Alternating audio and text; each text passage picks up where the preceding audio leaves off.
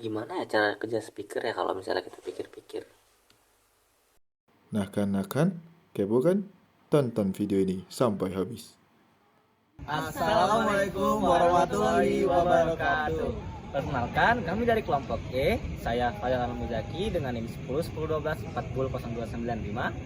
Saya Diza Azalia dengan NIM 10 10 12 4041. Saya Jericho Denovantayan dengan NIM 10 10 12 4087. Nah, kami kali ini akan menjelaskan tentang kelistrikan dan elektromagnetik pada speaker. Setelah melihat video tadi, kalian jadi penasaran kan gimana sih cara kerja speaker? Mari kita lihat penjelasannya. Jadi di sini saya akan menjelaskan cara kerja speaker dari sudut pandang kelistrikan dan kemagnetan. Nah, jadi speaker itu sebenarnya mengubah sinyal listrik menjadi suara. Jadi di dalam speaker itu ada beberapa komponen utama. Yang pertama itu ada voice coil atau kumparan suara. Selanjutnya itu ada magnet permanen, kon, dan suspensi. Nah, jadi ketika misalnya sinyal listrik atau misalnya dari amplifier itu masuk ke voice coil, itu arus listrik akan mengalir di kumparan tembaga. Terus ini akan membentuk medan magnet yang berubah-ubah sesuai dengan bentuk sinyal audio yang masuk.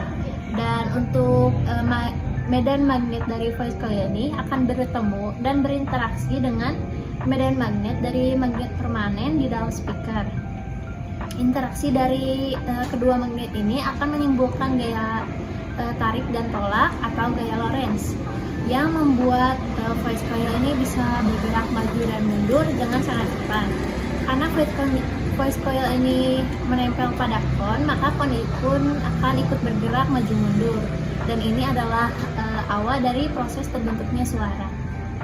Nah, kali ini saya akan melanjutkan penjelasan tentang proses elektromagnetik pada speaker.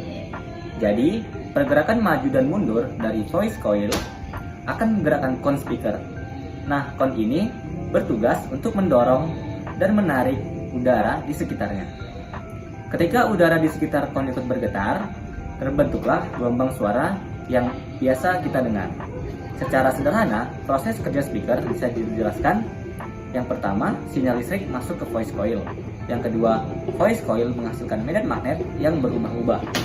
Yang ketiga, ada medan magnet voice coil berinteraksi dengan magnet permanen, menyebabkan voice coil bergerak maju dan bergerak mundur. Dan yang terakhir, gerakan voice coil menggerakkan kon sehingga menciptakan getaran udara. Dan getaran udara inilah yang biasa kita dengar, yaitu suara.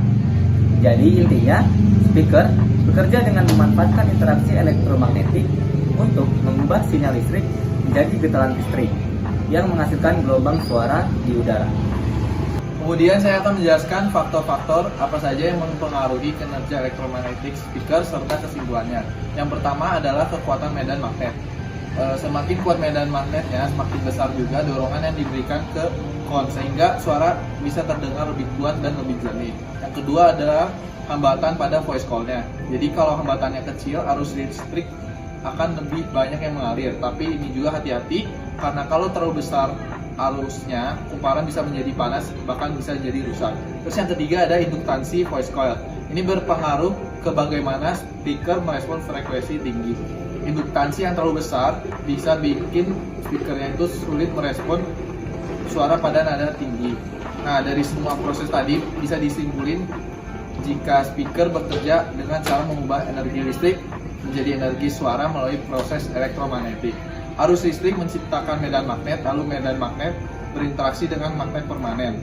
Hasilnya terjadi gaya membuat voice coil dan kon bergerak, dan dari situlah suara dihasilkan.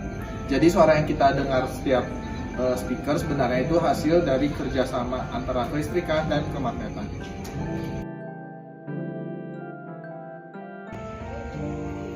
Sekian video dari kami. Terima kasih telah menonton. Dadah.